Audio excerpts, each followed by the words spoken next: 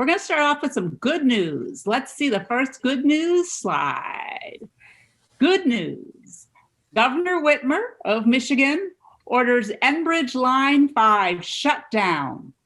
This is the line, the part of the line that goes under the Mackinac Straits, citing easement violations and unacceptable risk of a catastrophic oil spill in the Great Lakes. We'll come back to this twice in the rest of this meeting, but let's go on. This is just quick good news. Good news, the South Oak Creek coal plant is being retired. This is the WEC Energy Group will retire the 4 remaining coal burning units at the Oak Creek Power Plant. 2 units in 2023 and 2 in 2024. And they're planning to invest in clean energy. This is not one of our campaigns so much as Sierra Club's, but a lot of us, we're all partners working on that Beyond Coal campaign. So I wanted to share that good news. Also good news that the Bank of America is now, I think they were the 6th, but whatever. There were a number of major banks. Now the Bank of America was the last big one. They've said they would not fund Arctic drilling.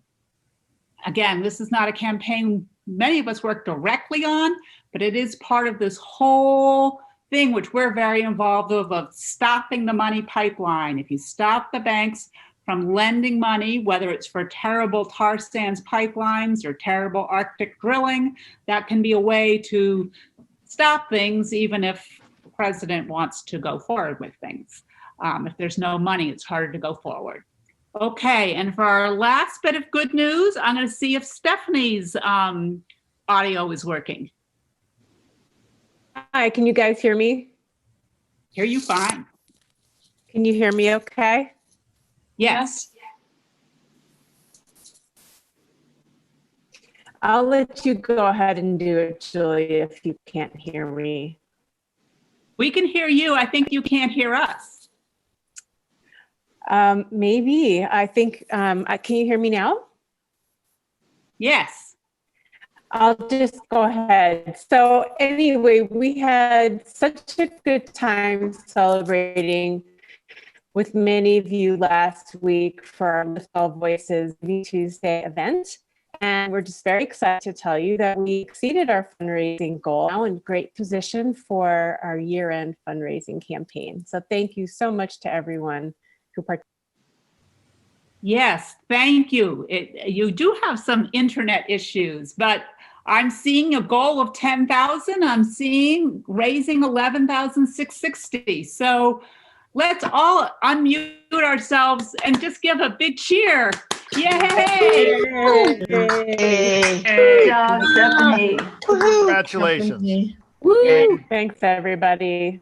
Thanks so much. I think a lot of people here were at the Giving Tuesday or either donated or got something from the auction or donated funds. So thank you, everyone. Next slide. We're shaking things up. We did the good news first, and now we'll do our opening.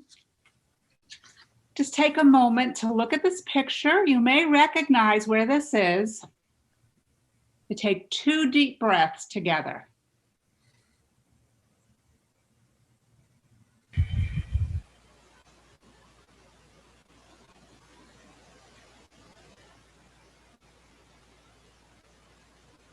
I did take this picture. It's one of the natural springs around Lake Wingra. And so I took it from the Arboretum.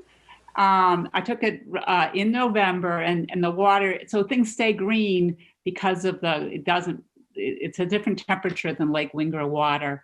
And I read on the plaque that there were 6 Ho-Chunk villages around Lake Wingra, probably because of all the natural springs. And so as we look at this picture and think about our relationship to this land that we live on, I also want us to think about the fact that the land around Lake Wingra was lived on by Ho-Chunk people for generations.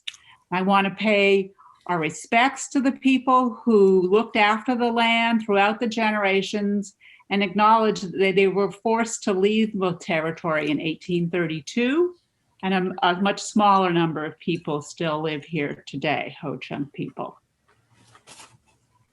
Next slide. I want to give a preview of the evening. We still have a little bit more good news that Phyllis Hasbrook from the tar sand teams is going to share with us.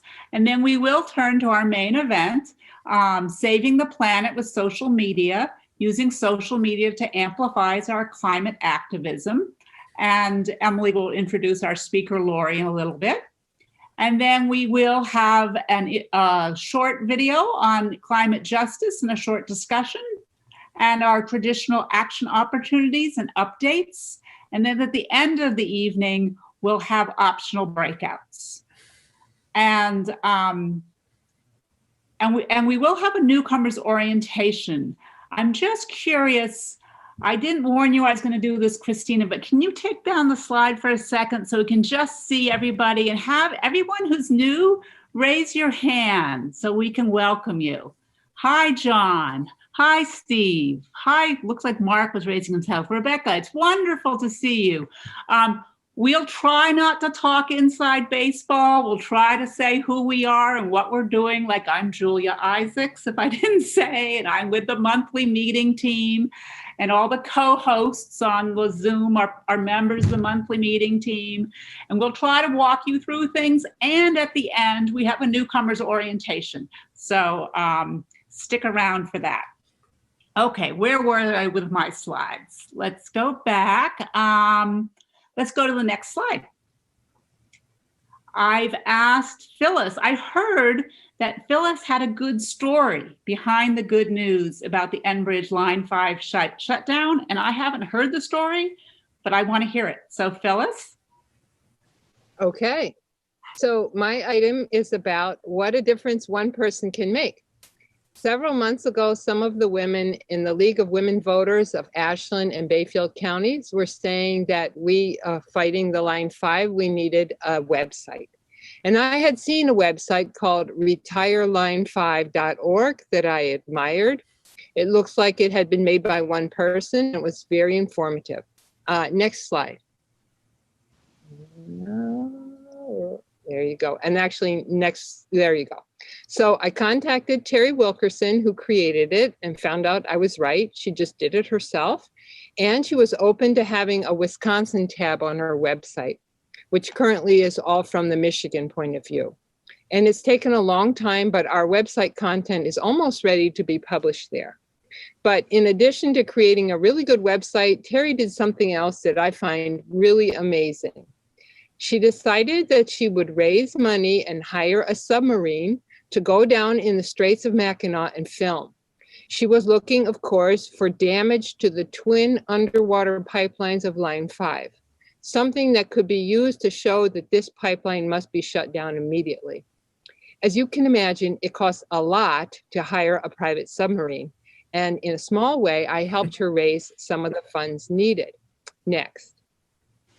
I didn't hear anything for quite a while, but in September, there was a huge media storm with major articles in USA Today, the Wisconsin State Journal, and many more, and radio interviews too. Now, for various reasons, Terry ended up using a different vehicle than the submarine. Next slide. She actually raised enough funds to buy a $25,000 remote operated underwater vehicle, or ROV, featuring side scan sonar, a type of acoustic imaging allowing the ability to see with sound, bouncing ultrasonic waves in a way that maps large portions of a sea or lake floor and detects objects upon it. Next. She worked with members of the Little Traverse Bay bands of Odawa Indians. They went out in a long community canoe with the ROV tethered beneath them, and they took pictures. And what they found was evidence of a 10,000-year-old hunting trail now underwater that was previously on land. Next. They found stones arranged in lines and curves that they surmised were put there by humans to show hunters the road they had to take to get from Ontario to Upper Michigan on the Alpena Emberley Ridge. And in the picture on the right, there's a curve about midway of 6 rocks. And of course, the one in green you can see near the red line. Next, this is one of those things that could be a game changer because the stones are in a place where they would likely be disturbed by the tunnel that Enbridge proposes to build under the straits. And people are already getting excited about what a tourism draw this underwater trail could be. If the tribes claim this as a cultural site, it could really throw a wrench into Enbridge's plans. So I'm inspired. Terry had a really far-fetched idea, raised thousands of dollars to hire a submarine to get some new data. She took that challenge on and raised $25,000, and now she owns an ROV. And she created a relationship with the Little Traverse Bay Bands, which has the ability to bollocks up the process for Enbridge. So let that be a lesson to us. Don't say it can't possibly be done. Just think of Terry and go forward. Thank you.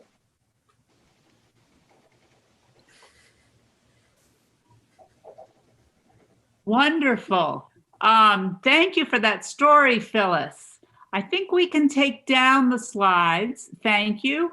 And I didn't give a map, but for those who are really new to what we're doing, line 5 carries really bad tar sands oil underneath. It comes down through Wisconsin, and then it goes underneath, Lake Michigan there. And so we obviously don't want it here. And actually, since we do, it'd be terrible to have an oil spill in Lake Michigan. I'm now going to turn it over to Emily, who's going to introduce our speaker.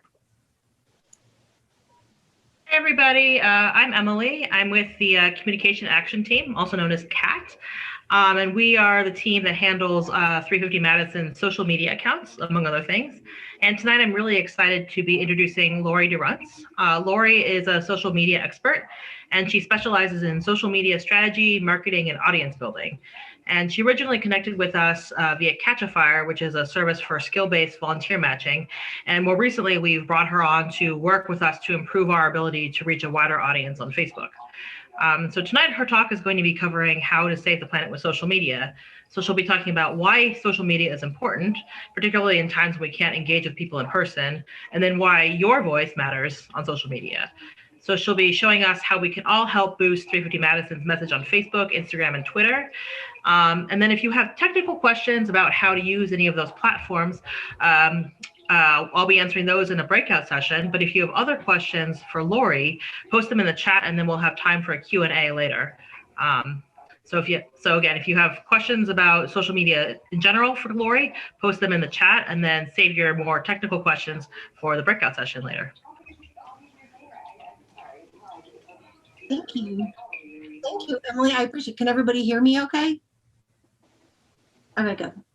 All right, fantastic. I actually have a presentation that I'm going to share with you that is really meant to spark discussion and to share with you some insights, but I'm really grateful to be here with you, and I feel really super honored to be invited. A lot of times what I do is I work with teams like the folks here that I've been working with, which started, I think, about a year ago, and I continue to work with, but a lot of the work that I do tends to be in the background.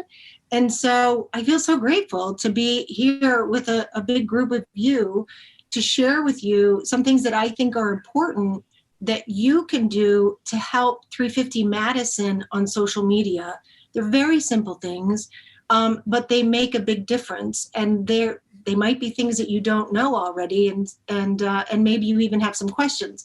So like Emily said, we'll do a Q&A after, and I have some slides to show you. I don't always like to be super formal, but it helps to kind of share the topic. And so I'm going to share my screen.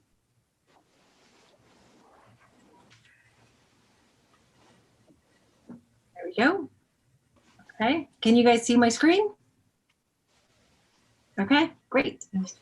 All right, so hang on one second. So like Emily said, really what we're calling this is, saving the planet with social media, and certainly saving the planet is something this group is all about. Social media is what I do, and we're going to share some tips and tricks with you about how to amplify the message that 350 Madison is already putting out on social media.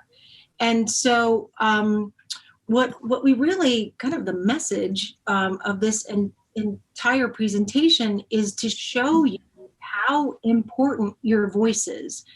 Your voice really does matter. And we're mainly in this presentation, we're talking about in the context of your digital voice, which is really just typing and interacting with your computer. But you don't have to be Greta Thunberg, and you don't have to have a bullhorn to be heard. And you can do it within the confines of your own home, especially now. Obviously, people aren't getting out. There's not a lot of social activity. There's not a lot of events. But you know, the reality is that your voice is incredibly powerful on social media, and we're going to show you how.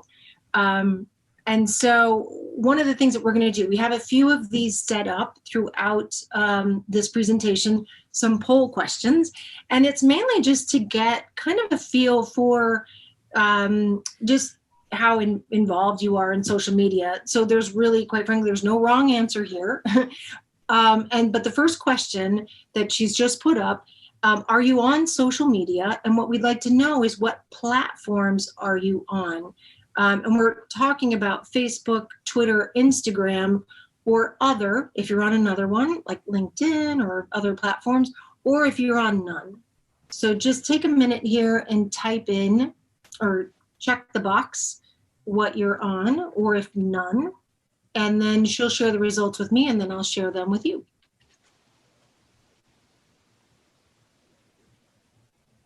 Actually, the way it works is I'll show them to everybody at once.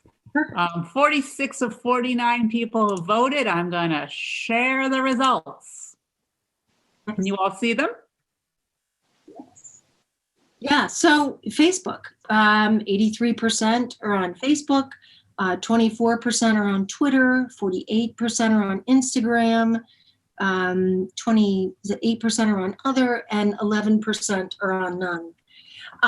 That's great. Like I said, there's really no wrong answer here.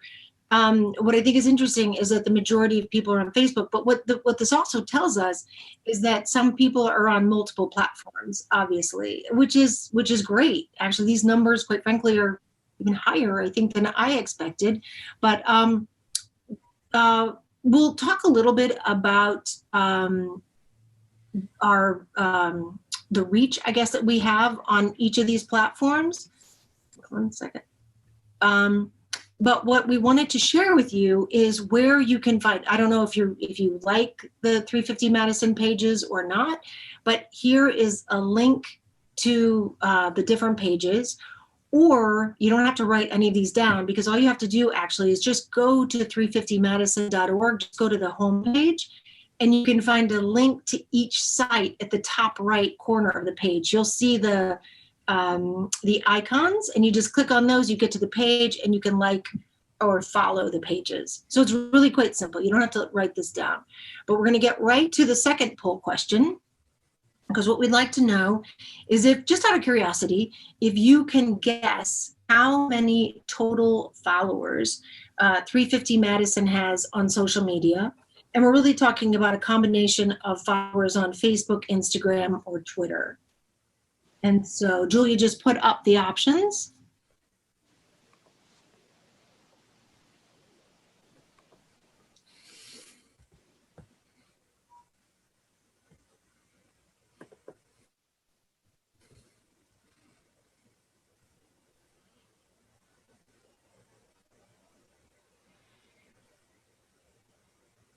We should have some music, maybe a little Jeopardy music.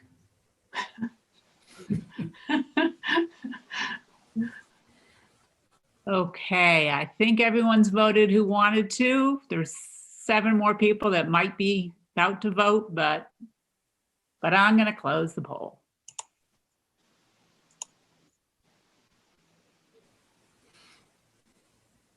Okay, so looks like the majority of people are saying 2,345, 27%.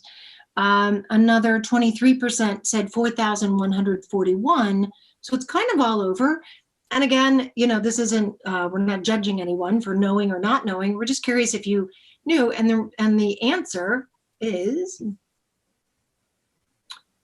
4,141 people who have liked or followed our pages on Facebook, Instagram, and Twitter. And the majority of them are really on Facebook. So I thought it was interesting. The poll that we did initially showed that about 85% of folks are actually on Facebook. And Facebook really is the biggest platform. It has the most number of users of the others. And so that kind of actually does line up. But about 65% of 350 Madison followers are on Facebook, and that's 2/3. And then the other 1/3 is really split between Instagram and Twitter. There's always certainly more opportunity to grow more followers, but we're going to talk a little bit about why somebody would actually want to like our page. These are people that are showing their support for not just 350 Madison, but also just the topic of climate change. They're asking for content and updates in their newsfeed, which is a personal thing. A lot of people don't like every page. They like specific pages, of course. And these 4,000 people are saying that they want to be part of this online community. It's like being invited into a club that you really want to participate in. And I think a really interesting way to show that, can you imagine if they all showed up to this meeting? This is not, certainly not 4,000 people in my sort of made up Zoom. But there's 40 people or so maybe on this call. Can you imagine if 10 times that number showed up? And I think that's really what I think is so important and I think is so powerful about social media. And there's a lot of negativity around the different platforms, and I actually do understand those. But the reality is that it is a very powerful way to share your message, especially if you're an organization like this and you're a nonprofit and you don't have a ton of money for advertising. It's just a great way to get the message out. But the thing is that they're all run by an algorithm. It's basically a set of rules that each platform deems necessary and appropriate for their platform to be able to identify behaviors in order to decide what messages they're going to send you on your page. So it's a necessary thing. And they really pretty much, they use your own likes, they use your comments and shares. Pretty much every action that you take on social media sends a message to them. And that's how they decide what messages they're going to show you. Like maybe your best friend just knitted a sweater during the quarantine and he wants to show it off. You've liked his page, you've commented on his page, you're his friend. And quite frankly, Facebook and Instagram prioritize friends and family. So you like it. And you might even comment back that you want him to knit you a sweater just like it, if you are so inclined. Or maybe a funny video. These are things that you might like on social media, but a funny video of a toddler, which is a pretty recent one, who was trying to pull up her pants.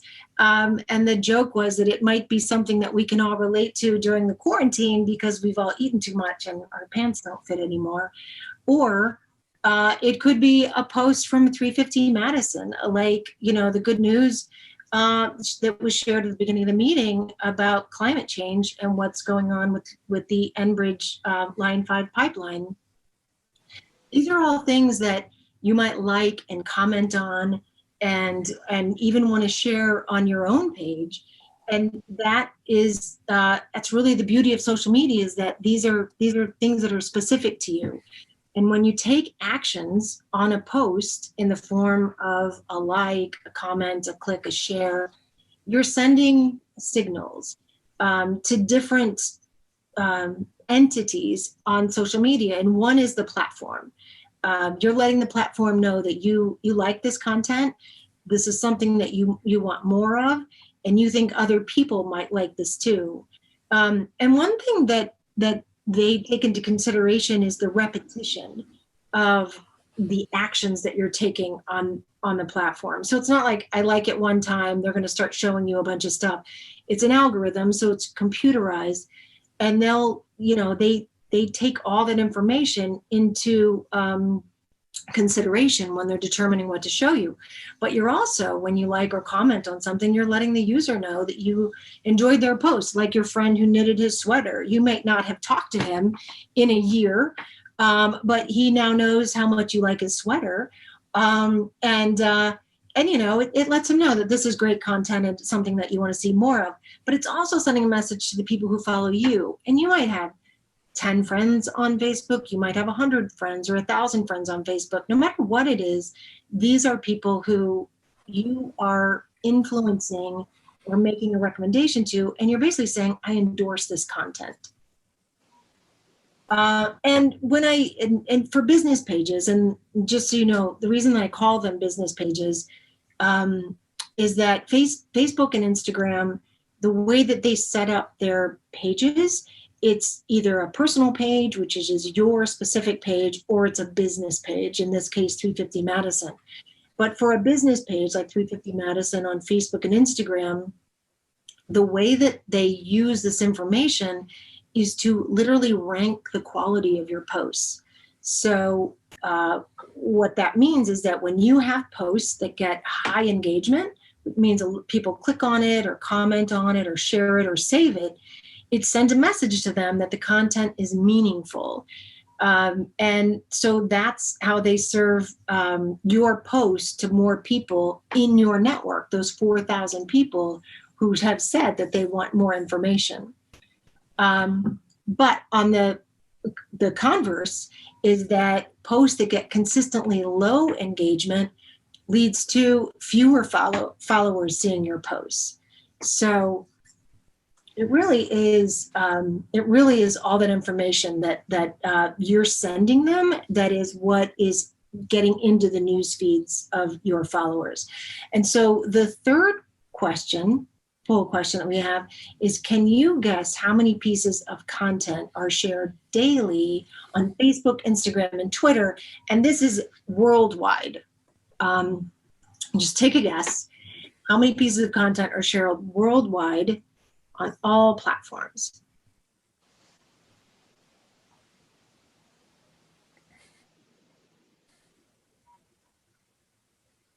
Fun watching the votes coming on this one. I tried to give different answers to fool you, but you guys are too smart.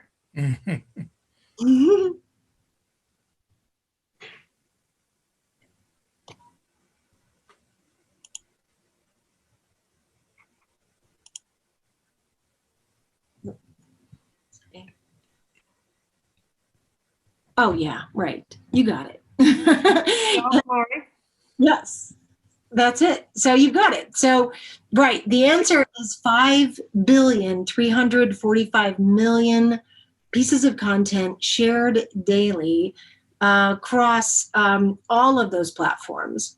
And what I think is even more sort of incredible to think about is that is 60,000 posts every second, which is insane.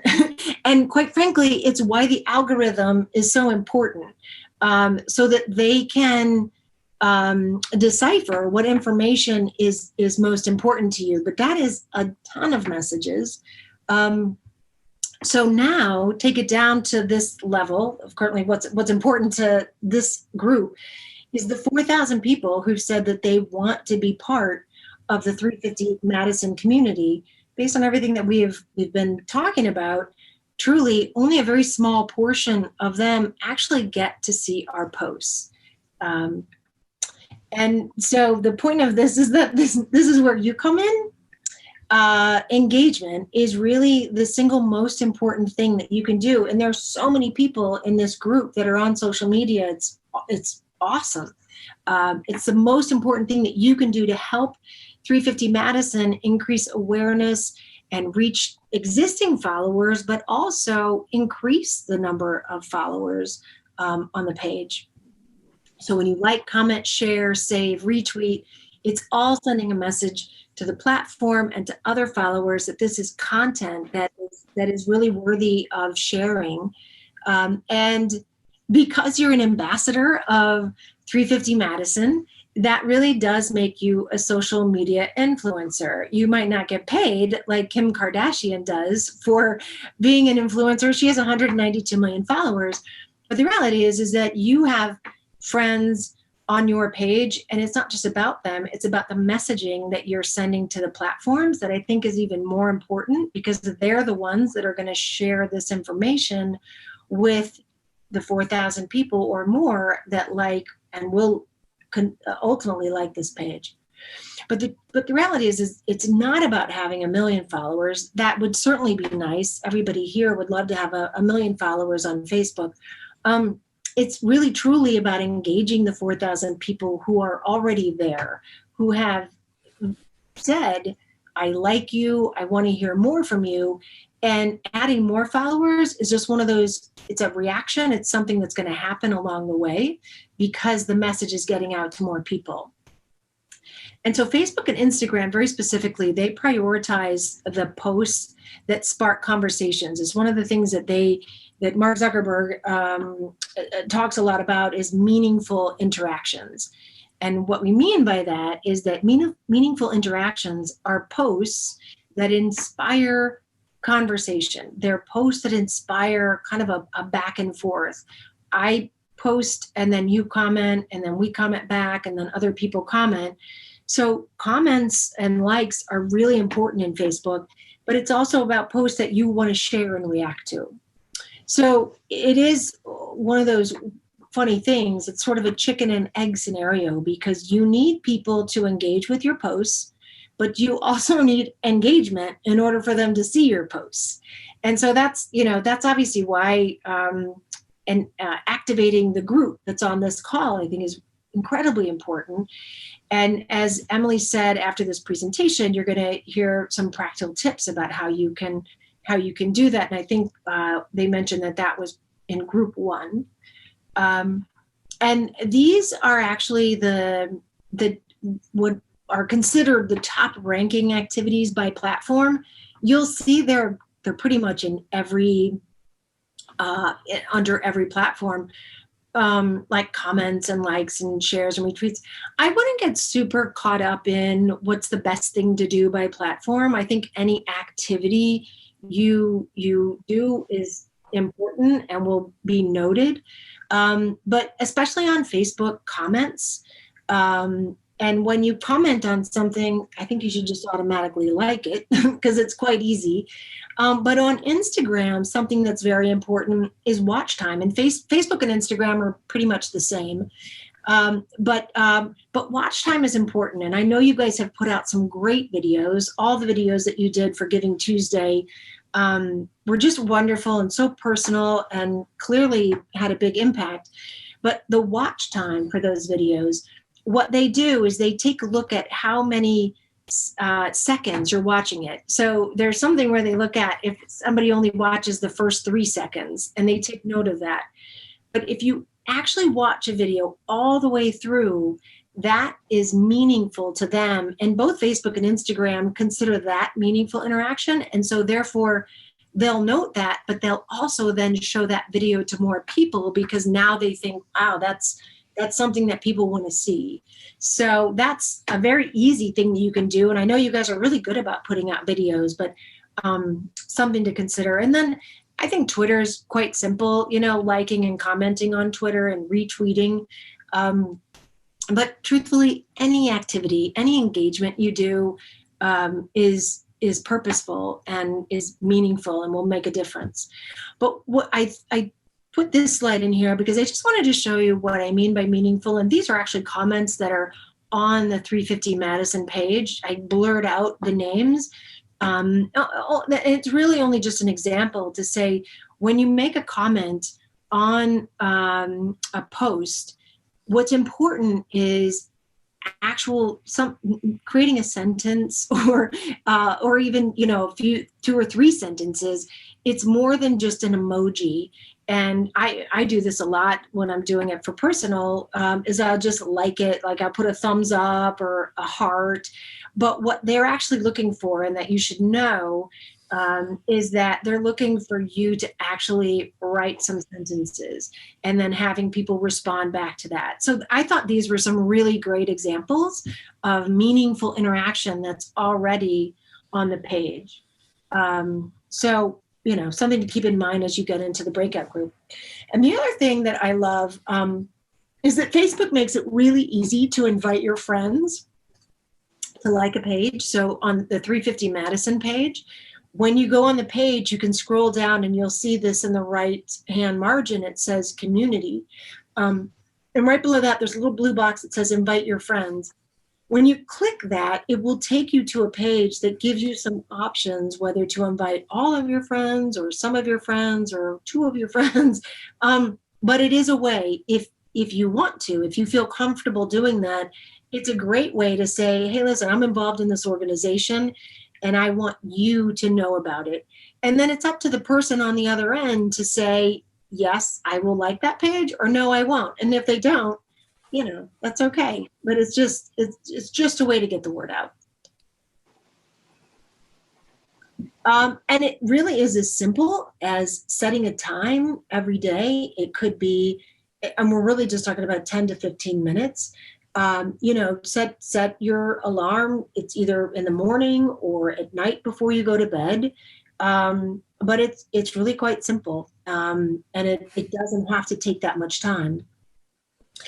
And the reality is that this is what we've been talking about. It's how you gain momentum. So we do have engagement. There is engagement on the page. If we get more engagement on the page, it is going to create more momentum. It's going to create more likes and comments and followers, and truly more people who are going to become active with 350 Madison. And that's really what this is all about. It's actually creating momentum and creating a group of people who will become activists for climate. And again, the whole point of this is to get the word out about the important work that is happening.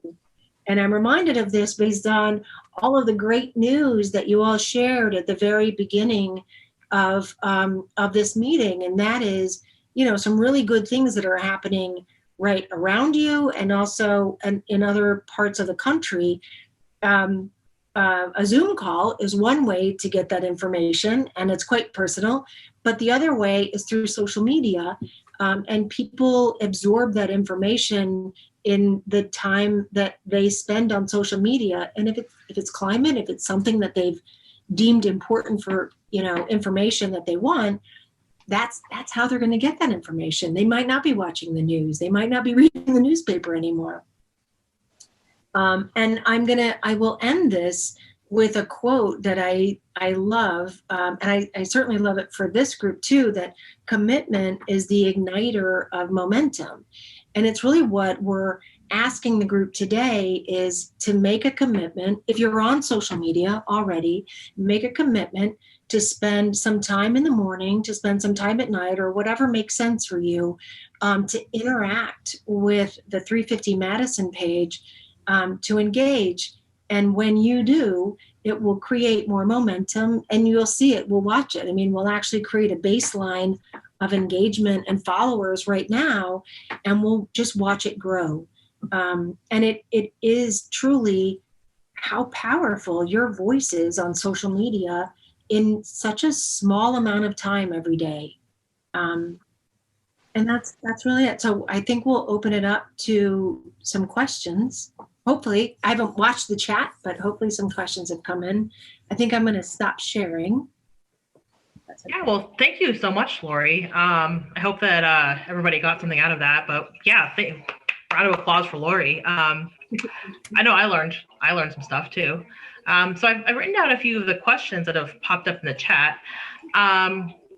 The first one, well, it wasn't really a question, but Michael commented earlier on in your talk saying that Facebook puts maximums on the number of friends and likes. I didn't know that.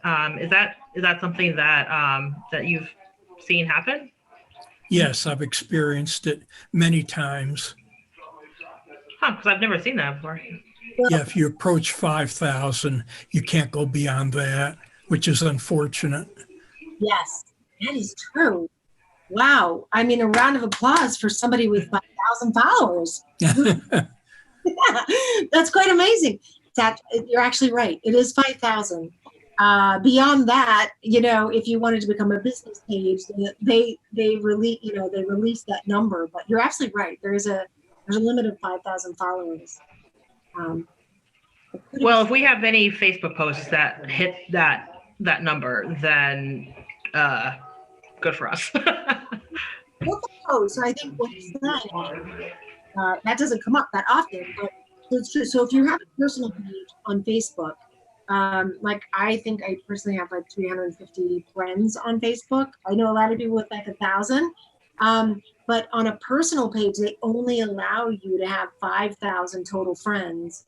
And in order to add people, you have, like, if a really good friend wants to be on your page, you have to delete somebody in order to get on. Yeah, I mean, it's such a great problem to have. Good for you. But thank you. The another comment or question was from Shala. I'm sorry if I'm saying your name wrong. But she asked, what do you think about Pinterest? I like it because it's visual and practical. Use it for recipes daily, but I also created a board for Sierra Club with images of polluters, what we don't want to see, and another board of clean energy solutions in special places in Wisconsin, what we're trying to protect. I love Pinterest. Pinterest is actually my favorite social media platform because I don't use it for friends so much as I just use it for boards. But I love Pinterest. That's not a platform that this group is on right now. But I agree with you. It is, I think that there's a lot, my experience with Pinterest, there's a lot of similarities between Pinterest and Facebook. They do more female. I think a lot of people who are on Pinterest tend to be on Facebook. So I think there's a lot of crossover. But no, I absolutely love the platform. But I also think for a business, I think Facebook is the #1 platform because there's so many people. Instagram, really the #2. I think there's a lot of opportunity here to grow the Instagram page. And then I like Twitter because Twitter actually, there's more men on Twitter. Twitter skews a little differently. Facebook is heavily women. It tends to be 35 plus. Instagram is women and men, excuse women. Twitter is more male. Pinterest is more female, but Pinterest does happen to be a little more like Facebook. But I think if there was a bigger team, I'd say get on Pinterest if you could. But to your point, I love Pinterest is my favorite personally. What question, Meg? And she asked, what are some key elements to post to garner attention?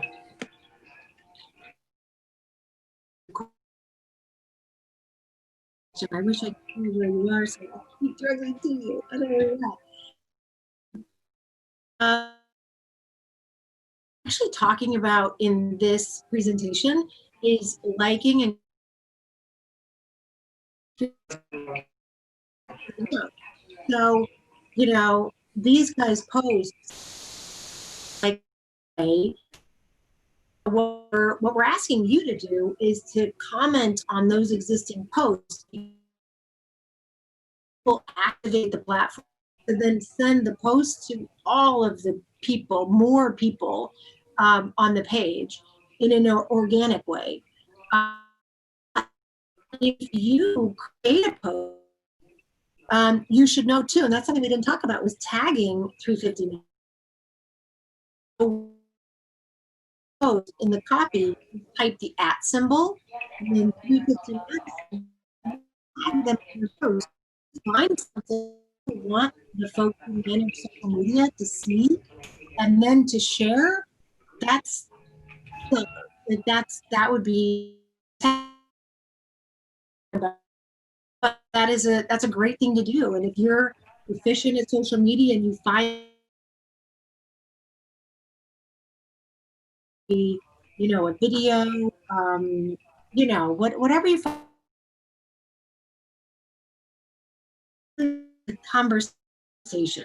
It's not about the organization just blasting out lots of that kind of do. It's about a conversation. So you tee up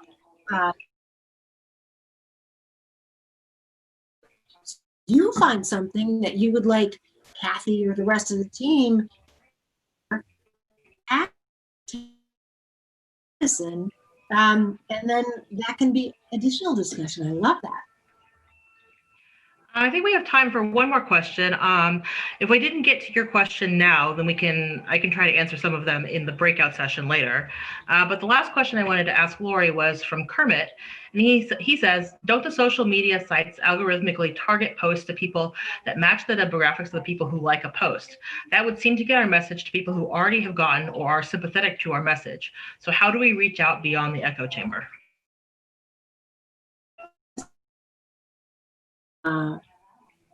So you're saying, do they target people? If the people who are going to be seeing our posts, that the Facebook algorithm is going to be prioritizing to see our posts, are probably people who have already liked or commented on things by the Sierra Club or the NRDC or other, environmental organizations. So how do we reach people who have not historically engaged with environmental and climate related posts to reach new audiences, I guess, instead of just reaching people who already agree with us? It's a great question, and it's a great market question, really, because what really mainly Facebook and Instagram have done is they've created this platform that is pay to play.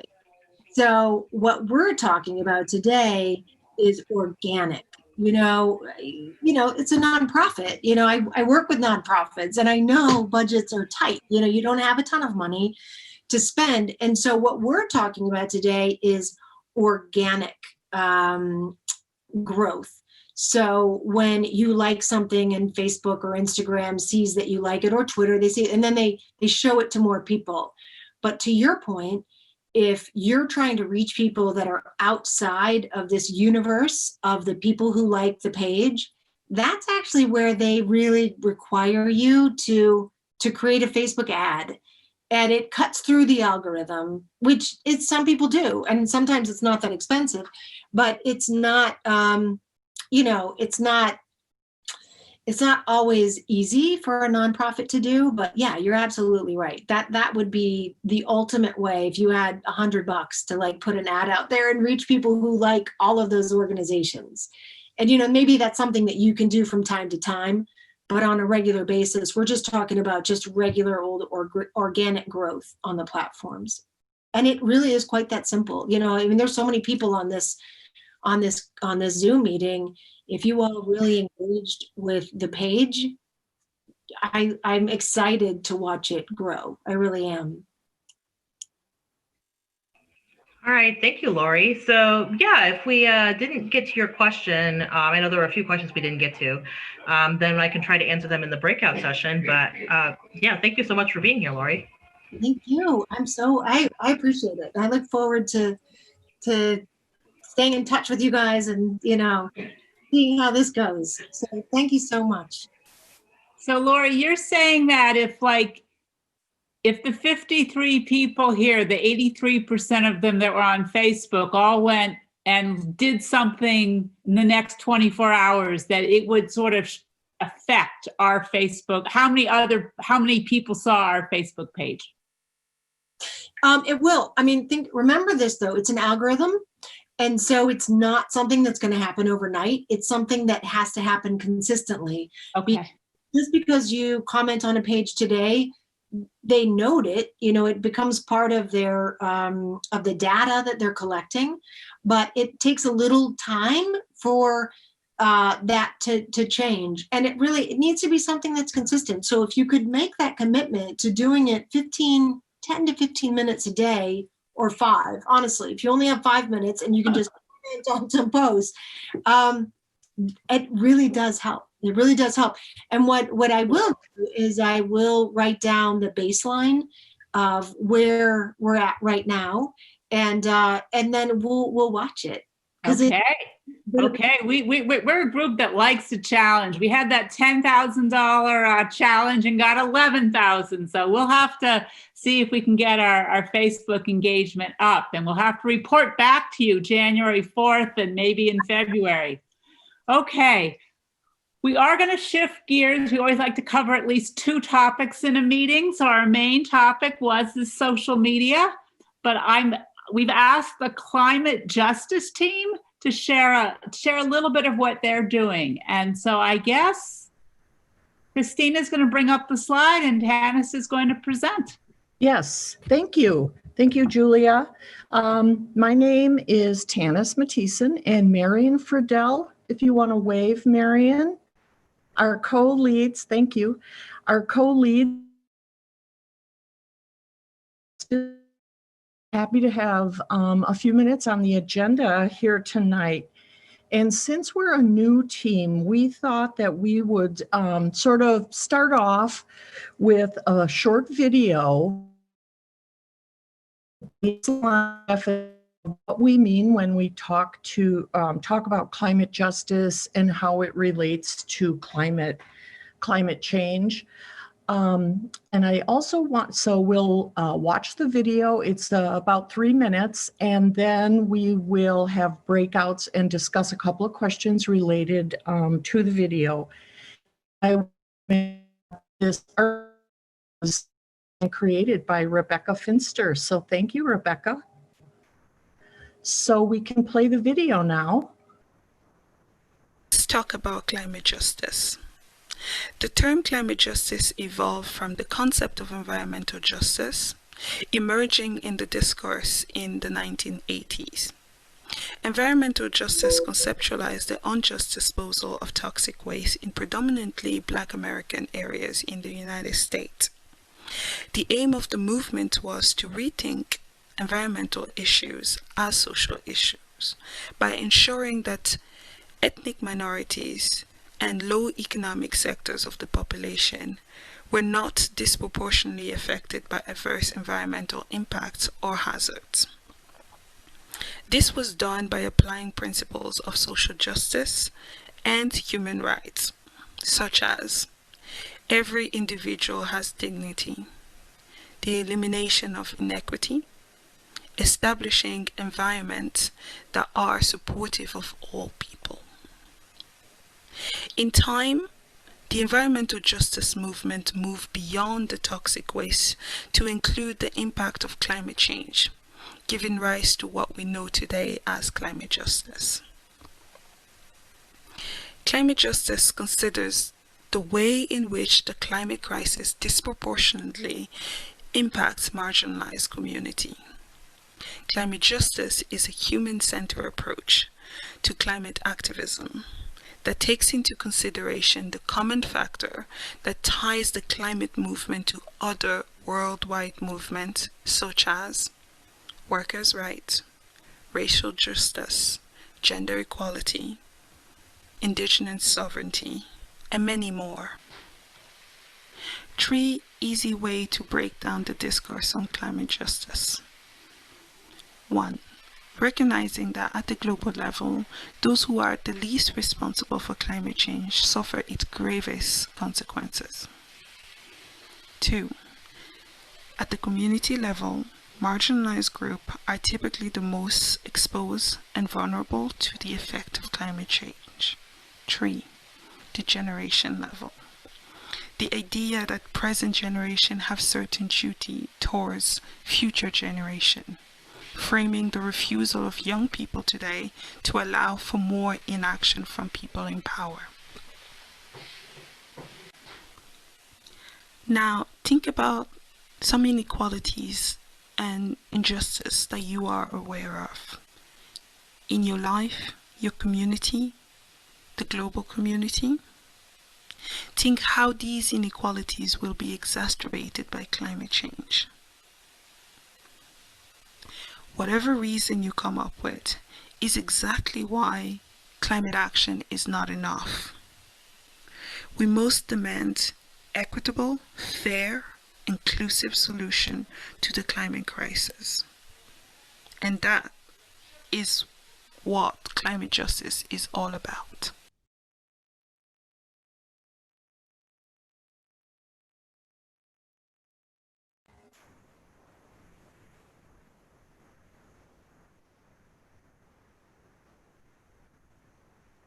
And that's it. So hopefully that'll give us a definition of climate justice to sort of base our future conversations about climate justice. And with that, we are going to break into groups of approximately 3 people, I believe, per breakout room.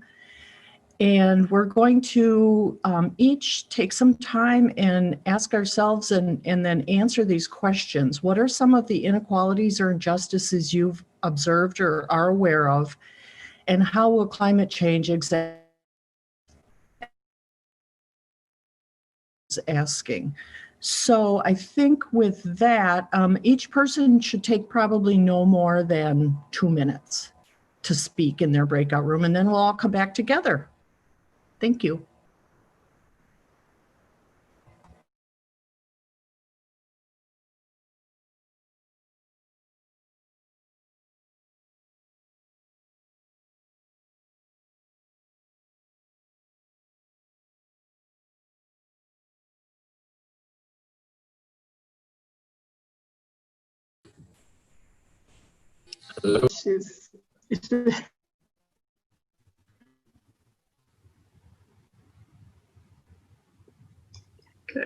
Okay, now I can say hi. All right. So I like your tree. That looks really pretty. Oh, thank you.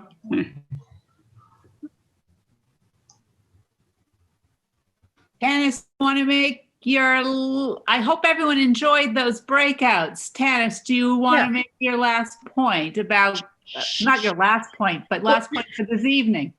Yeah, we're not going to do a regroup or, report out of the breakouts. I hope you all enjoyed talking to each other and enjoy the video.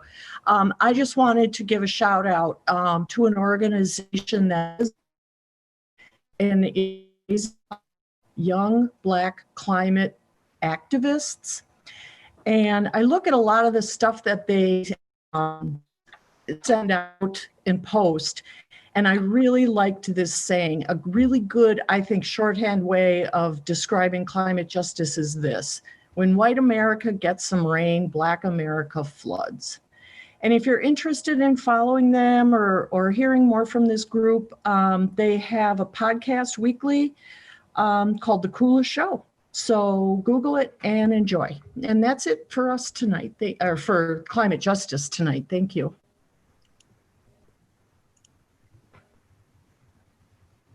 Okay, I'm going to turn. So now we're at the time of our evening where we have a few quick updates, and then we'll go into our long breakouts, not that short little one. I hope you enjoyed talking to 2 other people. Seth, are you going to give this announcement? Seth, the leader of our Divest and Defund team. I will. Thank you, Julia. So this announcement is an action opportunity that really kind of crosses all these lines of social media engagement, digital organizing, racial justice, divestment, and tar sands. As quick as I can manage, a number of women who are leaders in various indigenous communities throughout this Turtle Island have come together to develop a letter based on their common experience of living in communities that are somehow affected by the tar sands industry.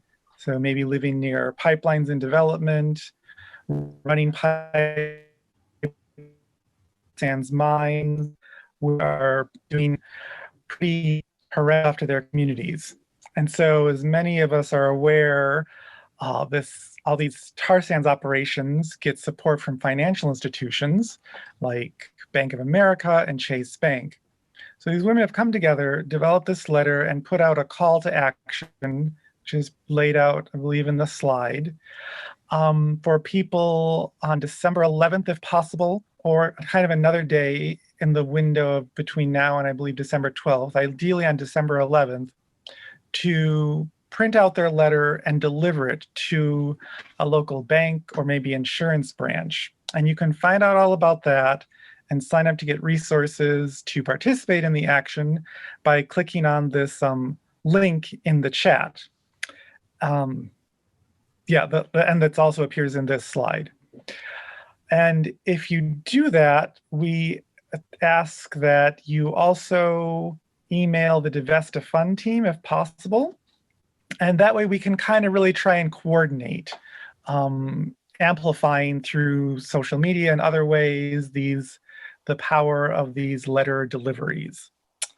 I think that is that for that announcement. We'd really like to get at least 10 people to sign up to do this. So I am going to sign up, maybe not right this moment, but really soon.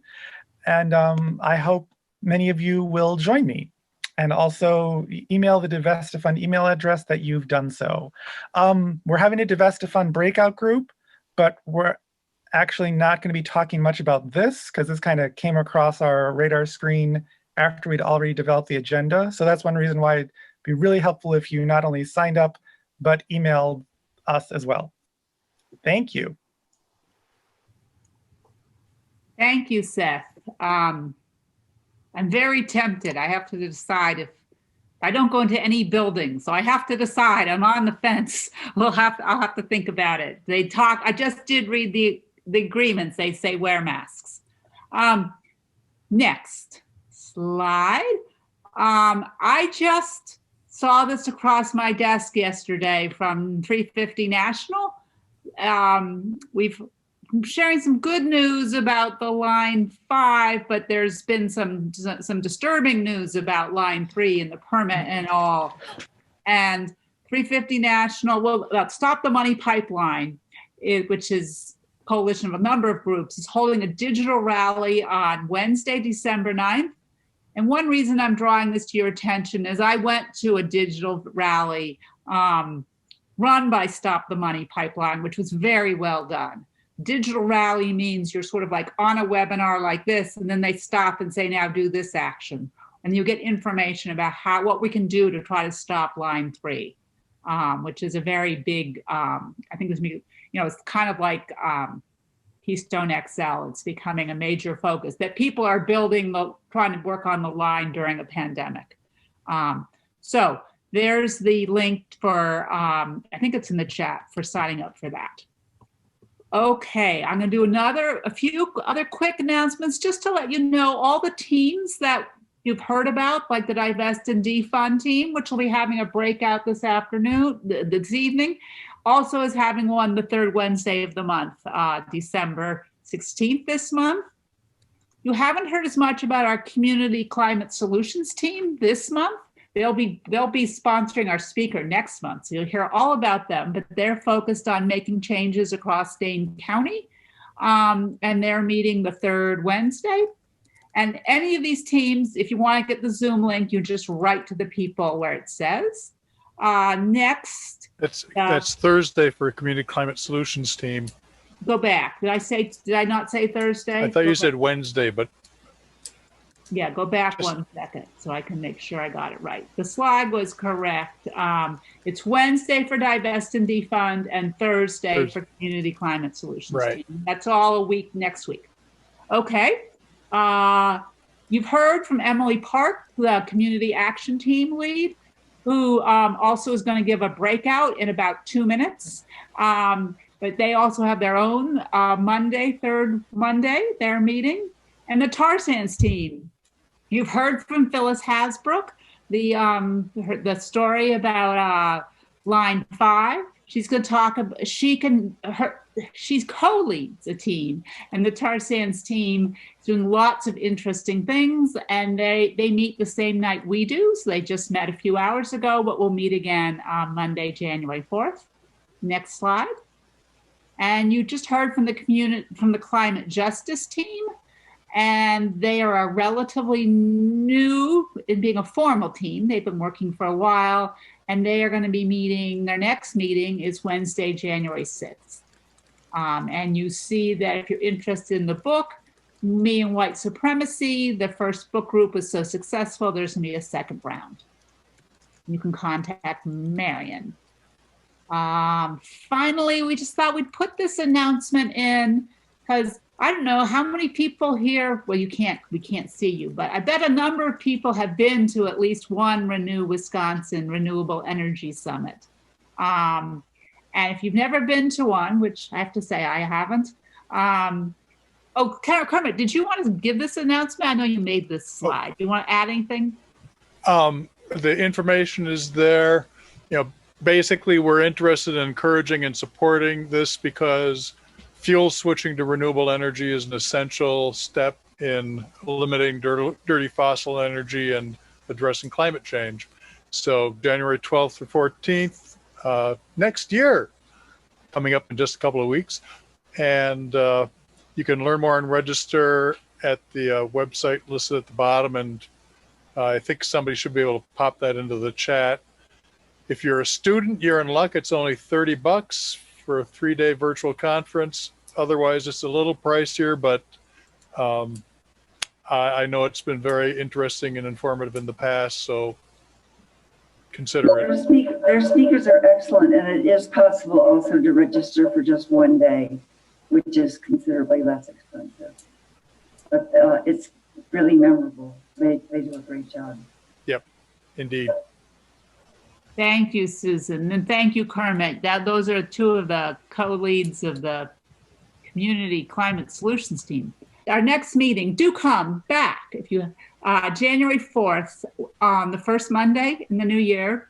And our speaker, we have a city council member from Eau Claire, a former city, well, I think she still is a city council member from Eau Claire, who is going to talk about the work they've done at their local level to combat climate change, which will be inspiring.